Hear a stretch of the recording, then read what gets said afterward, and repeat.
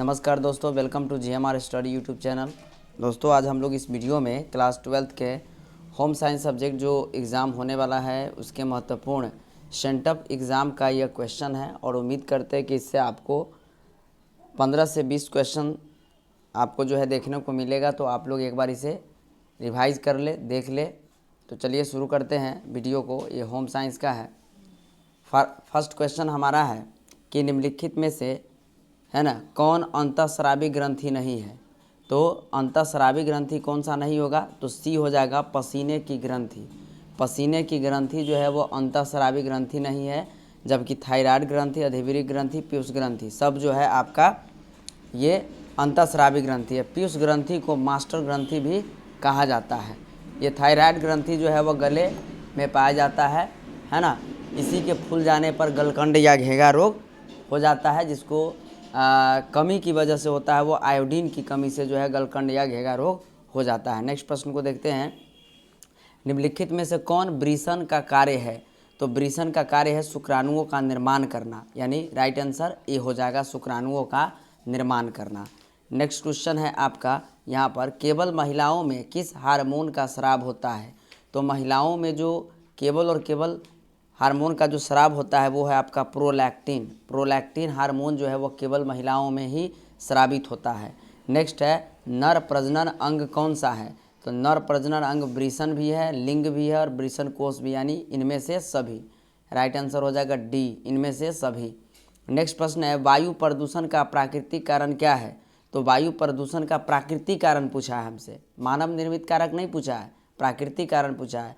तो ज्वालामुखी से निकलने वाला जो राख होता है वो प्राकृतिक कारण है वायु प्रदूषण का, जबकि लकड़ी का, कोयला का जलना या कल कारखाने से निकलने वाला धुआं या वाहनों से निकलने वाला धुआं जो है मानव निर्मित कारक है या मानवीय कारक है। प्राकृतिक कारक कौन है, ज्वालामुखी के उद्गार से जो कहने का मतलब ये वायु निकलता है, हवा निकलता है, राख निकलती है, वो हमारा क्या है, प्राकृतिक वायु प्रदूषण का कारण है। नेक्स्ट है क्वेश्चन नंबर 6, ध्वनि प्रदूषण का क्या प्रभाव होता है। तो ध्वनि प्रदूषण का सबसे बड़ा प्रभाव होता है कि श्रवण हानि होती है, सुनने की क्षमता धीरे धीरे खत्म होने लगती है। तो इसका आंसर हो जाएगा बी, श्रवण हानि। नेक्स्ट प्रश्न है आपका, मासिक रजचक्र की औसत अवधि क्या होता है। तो मासिक रजचक्र की जो औसत अवधि होती है, मेंस्ट्रुएशन साइकिल का जो मेन जो पीरियड होता है, एवरेज पीरियड होता है, वो 28 दिन का होता है। राइट आंसर बी हो जाएगा। क्वेश्चन नंबर 8 का है कि कौन सा जल हाथ धोने के लिए उपयुक्त नहीं है।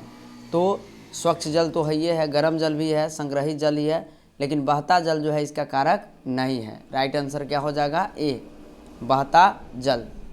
नेक्स्ट क्वेश्चन है, निर्जलीकरण का कारण क्या है। डिहाइड्रेशन का मेन कॉजेज क्या होता है। तो डिहाइड्रेशन का जो मुख्य कॉजेज होता है वो जल की कमी होती है। राइट आंसर बी हो जाएगा। क्वेश्चन नंबर 10 का देखते हैं, आहार आयोजन का क्या महत्व है, परिवार के लिए, समाज के लिए, स्वयं के लिए, इनमें से सभी। तो आहार आयोजन का महत्व जो है वो सभी के लिए है, चाहे वो परिवार हो, समाज हो या अपने लिए हो, सभी के लिए आहार आयोजन मेन जो होता है, मील प्लानिंग जो होता है वो इम्पोर्टेंट फॉर ऑल होता है। नेक्स्ट है, मिलावटें हो सकती है तो जानबूझकर, सही बात है, ये भी हो सकता है, अनजाने में ऐसा भी हो सकता है। तो दोनों तरह से हो सकता है कि जो मिलावट हो सकती है वो जानबूझ करके भी हो सकता है, और ऐसा है कि जहाँ से हम लेकर के आए सामग्री वहाँ से ही मिला करके दिया गया, तो अनजाने में भी हो सकती है और जानबूझ करके, दोनों तरह से हो जाएगा। क्वेश्चन नंबर 12 का जो राइट आंसर हो जाएगा यहाँ कि प्रसवोपरांत देखभाल की अवधि कितनी होती है। तो जो प्रसवोपरांत जो होता है, द पीरियड ऑफ पोस्टेंटल जो होता है आपका, वो क्या होता है, केयर, वो प्रसव के 45 दिनों तक होना चाहिए। ये माता के लिए और शिशु के लिए, दोनों के लिए होता है, बहुत ज़रूरी होता है। प्रसवोपरांत देखभाल माता और शिशु दोनों के लिए ये 45 दिनों तक होता है। नेक्स्ट प्रश्न है, निम्नलिखित में से कौन व्यक्ति स्वच्छता के अंतर्गत आता है। तो व्यक्तिगत स्वच्छता के अंतर्गत आता है। याद रखिए, निम्नलिखित में से कौन व्यक्तिगत स्वच्छता के अंतर्गत आता है। तो हाथ, बाल, कपड़े, इनमें से सभी। तो सभी है भाई, हाथ भी है, बाल भी है, कपड़े, ये सब व्यक्तिगत स्वच्छता के अंतर्गत आता है। ऐसा नहीं है कि आप खा रहे हैं और बाल आपका जो है लटका हुआ है, तो जैसे कि कपड़े भी गंदे हैं या हाथ भी साफ नहीं है, खा रहे हैं, तो ये सब व्यक्तिगत स्वच्छता के अंतर्गत आता है। इनमें से सभी हो जाएगा, ऑप्शन नंबर डी। नेक्स्ट है, क्वेश्चन नंबर 14 है, निम्न में से कौन FPO मार्क उत्पाद है? तो FPO मार्क जो उत्पाद है वह है आपका प्रसंस्कृत फल उत्पाद, ऑप्शन नंबर ए हो जाएगा। क्वेश्चन नंबर 15 है, निम्नलिखित में से कौन खाद्य संरक्षण का तरीका है? तो प्रशीतन के माध्यम से, रेफ्रिजरेशन के माध्यम से, या सुखाना ड्राइंग के माध्यम से, या हिमीकरण फ्रीजिंग के माध्यम से, या ऑल ऑफ दीज। तो ऑल ऑफ दीज हो जाएगा, यानी इनमें से सभी हो जाएगा। सभी के माध्यम से हम भोजन को संरक्षण कर सकते हैं। नेक्स्ट प्रश्न है आपका क्वेश्चन नंबर 16, फलों एवं सब्जियों को पकने के लिए निम्नलिखित में से कौन जिम्मेदार है? फफूंदी, खमीर, बैक्टीरिया, एंजाइम। तो पकाने के लिए एंजाइम जरूरी है, याद रखिएगा। क्वेश्चन नंबर 16 का आंसर हो जाएगा डी, एंजाइम। क्वेश्चन नंबर 17 है, और 17 का मैं क्या कहता है, निम्न में से कौन सा लक्षण गर्भावस्था के दौरान खतरनाक संकेत होता है? तो याद रखिएगा कि गर्भावस्था के दौरान जो खतरनाक संकेत होता है कि यदि माँ के गर्भ में शिशु का हलचल बंद हो जाए तो ये बहुत ही खतरनाक संकेत होता है, सिम्टम्स होते हैं। तो इसको याद रखना, ऑप्शन नंबर ए हो जाएगा, माँ के गर्भ में शिशु की हलचल का बंद होना। नेक्स्ट प्रश्न है आपका कि गर्भवती महिला के लिए कौन सी क्रिया नुकसानदेह होती है? तो समय पर भोजन करना, ये तो सही बात है कि भाई करना चाहिए, अच्छी बात है। पौष्टिक आहार लेना, ये भी सही बात है। टहलना, ये भी ज़रूरी है। लेकिन सिगरेट पीना, ये बात गलत है कि नहीं? अब आप गर्भवती महिला हो, है कि नहीं, और प्रेग्नेंट वोमेन है और वो क्या कर रही है, स्मोकिंग ऑफ सिगरेट कर रही है, तो वो माँ और बच्चे दोनों के लिए खतरनाक हो सकते हैं। तो ये नुकसानदेह स्थिति है, ऑप्शन नंबर सी। नेक्स्ट है, निम्नलिखित में से कौन ठंडा रंग है? याद रखिएगा, which of the following is a cool colour? तो इसका राइट आंसर हो जाएगा ग्रीन, यानी हरा जो है ये ठंडा रंग है। याद रखना, ठंडा रंग कौन सा है? तो हरा है। क्वेश्चन नंबर 19 के बाद 20 नंबर क्वेश्चन देखते हैं कि किस प्रकार के बैंक खाता में ब्याज नहीं मिलता है, यानी which type of bank account does not given interest. तो इंटरेस्ट कौन से खाता में आपको नहीं दिया जाता है? तो क्या हो जाएगा इसका राइट आंसर? चालू खाता में। चालू खाता में कोई आपको ब्याज नहीं मिलता है।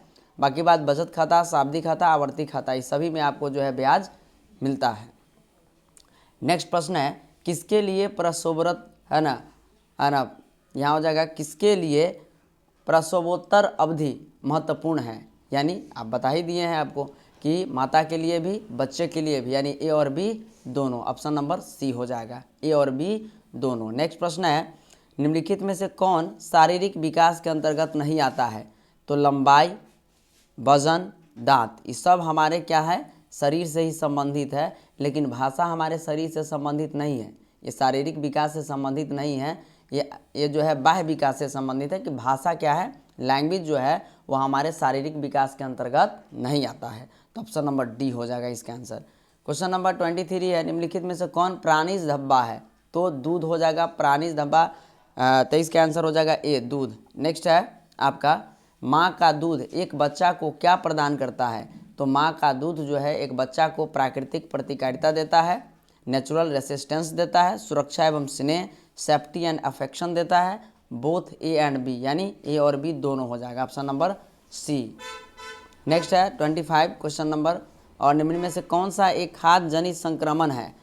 पेचिस, हैजा, आंतज्वर, टाइफाइड जिसको कहते हैं, इनमें से सभी। तो ये सभी हो जाएगा, यानी ऑप्शन नंबर डी हो जाएगा। क्वेश्चन नंबर 26 है, निम्न में से किस प्रकार का निवेश आयकर में छूट नहीं देता है?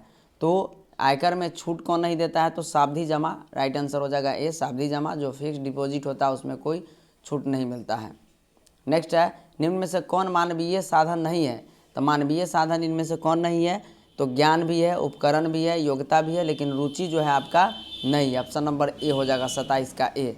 28 नंबर क्वेश्चन है कि निम्नलिखित में से किसका उपयोग कीड़ों को वस्त्रों से दूर रखने के लिए किया जाता है?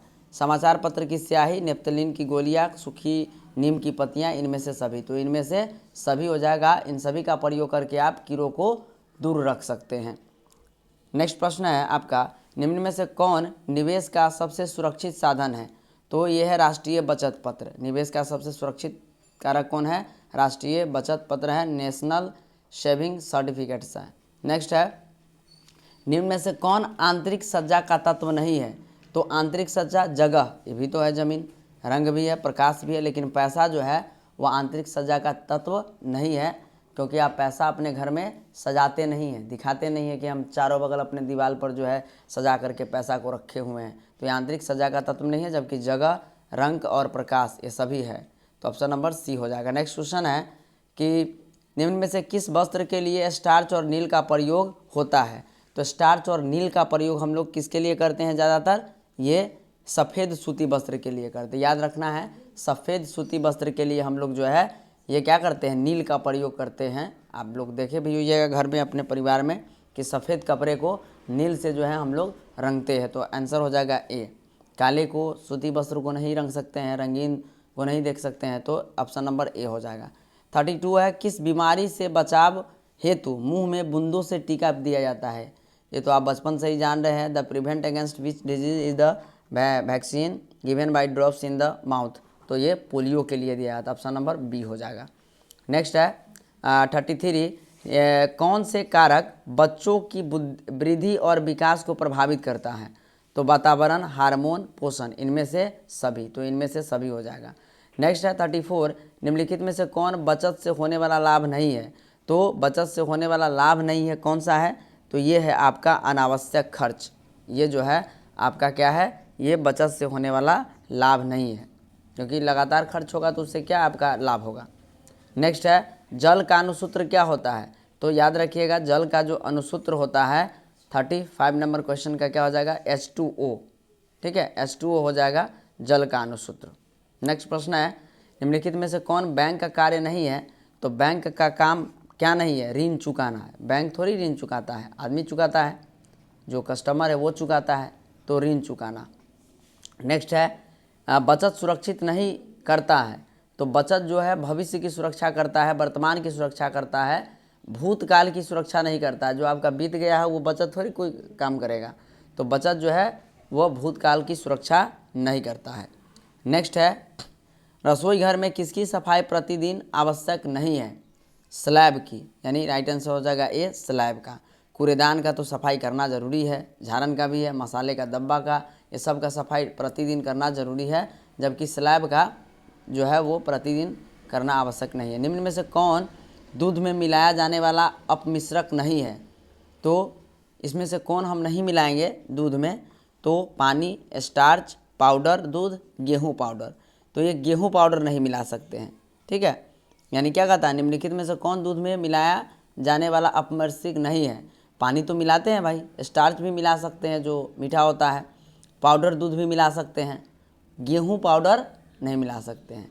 गेहूं का पाउडर बना करके उसमें डाल दीजिए तो दूध थोड़ी बन जाएगा। ऑप्शन नंबर डी हो जाएगा। नेक्स्ट है दालें किस पोषक तत्व का अच्छा स्रोत है। तो दाल जो है आप जानते ही हैं प्रोटीन का सबसे बड़ा स्रोत है। ऑप्शन नंबर ए हो जाएगा। 41, निम्न में से कौन मानव निर्मित तंतु है। तो मानव निर्मित तंतु जो है वो नायलॉन है। Option number C. 42 number question है, निम्नलिखित में से कौन मिश्रित वस्त्र है। तो मिश्रित वस्त्र जो है इनमें से सभी है, कॉट्स वूल है, टेरी सिल्क है, टेरिकॉट है, इनमें से सभी। 43, क्षय रोग से बचने के लिए कौन सा टीका लगाया जाता है। तो कितना बार पढ़ाया जा चुका है, ये BCG का टीका लगाया जाता है क्षय रोग या TB से बचने के लिए। Option number C. Next question है, स्वच्छ भारत अभियान भारत सरकार द्वारा किस तिथि को प्रारंभ किया गया था। तो 2 अक्टूबर 2014 को महात्मा गांधी के जन्मदिवस के अवसर पर यह शुरू किया गया था 2014 में, 2 अक्टूबर 2014 को स्वच्छ भारत अभियान।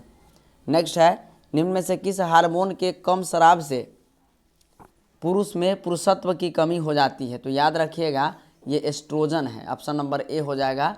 अगर इसका स्राव बहुत कम होगा तो पुरुष में पुरुष का गुण ही नहीं रहेगा, उनका व्यवहार किसी और तरह का हो जाएगा। नेक्स्ट है 46 नंबर क्वेश्चन, निम्नलिखित में से कौन प्राकृतिक तंतु है। तो प्राकृतिक तंतु कौन है, सूती है। पॉलिस्टर, रेयॉन, नायलॉन ये सब क्या है, मानव निर्मित तंतु है। 47 क्वेश्चन नंबर है, निम्नलिखित में से कौन रेडियोधर्मी प्रदूषण से प्रभावित होता है। तो सभी प्रभावित होगा, वनस्पति भी, जीव जंतु भी, वनस्पति है ना, मनुष्य, जीव जंतु और इनमें से सभी। तो इनमें से सभी हो जाएगा। नेक्स्ट है, निम्नलिखित में से कौन शीघ्र नष्ट होने वाला खाद्य पदार्थ है। तो जल्द नष्ट होने वाला जो खाद्य पदार्थ है वो दूध है। ऑप्शन नंबर ए हो जाएगा। 48 का ए। निम्न में से कौन एग मार्क खाद्य पदार्थ नहीं है।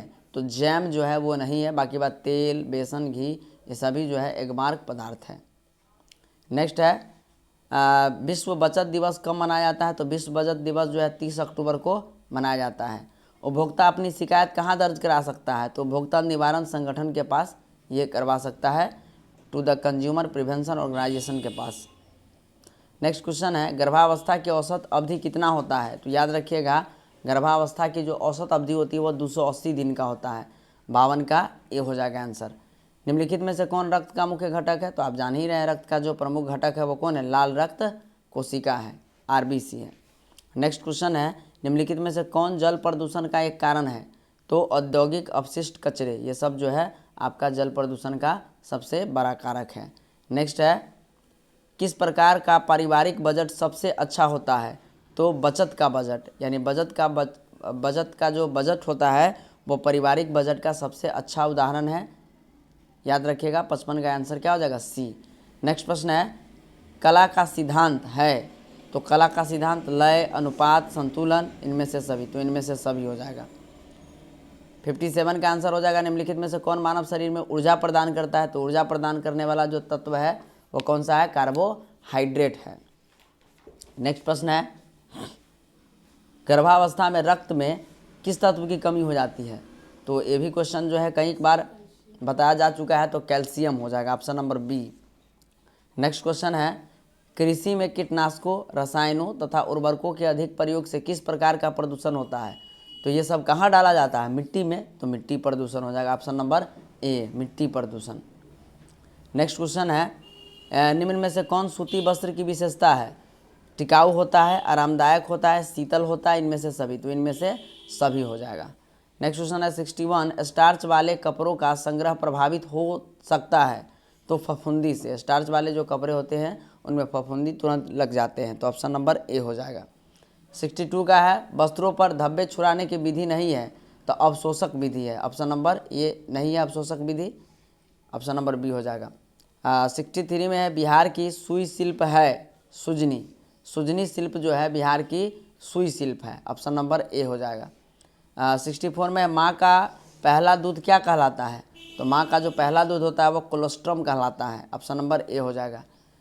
65 का है, निम्नलिखित में से कौन खाद्य पदार्थ से मिलावट का पता लगाने की तकनीक है? तो इनमें से सभी है, ठीक है, ऑप्शन नंबर डी हो जाएगा। 65 के बाद 66 देखते हैं, परिवार की मासिक आय को क्या कहा जाता है? तो पारिवारिक आय कहा जाता है। परिवार की मासिक आय को क्या कहते हैं? पारिवारिक आय। 67 नंबर क्वेश्चन क्या है, किस प्रकार के धब्बे को छुड़ाना सबसे कठिन होता है? तो ये अज्ञात धब्बे को छुड़ाना जो है सबसे ज़्यादा कठिन होता है ना। वानस्पतिक, प्राणिज और जंग को छुड़ाना आसान है, जबकि ये अज्ञात धब्बे को छुड़ाना जो है मुश्किल है।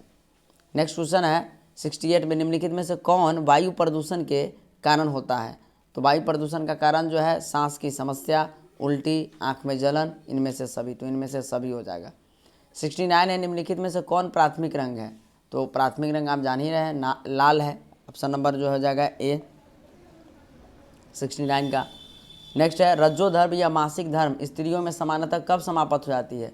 तो 45 से 30 साल की उम्र में जो है 45 से 50 साल की उम्र में जो है यह महिलाओं में रज्जो जो धर्म होता है, मेंस्ट्रुएशन नॉर्मली जो होता है स्टॉप हो जाता है, वो 45 टू 50 ईयर्स में महिलाओं में ये ख़त्म हो जाता है। तो इस तरह से ये 70 क्वेश्चन है, आप इसको 1 से 2 बार ज़रूर देख ले, आपके एग्ज़ाम के लिए बहुत ही महत्वपूर्ण हो सकता है। मेरे इस वीडियो को देखने के लिए आप सभी को बहुत बहुत धन्यवाद।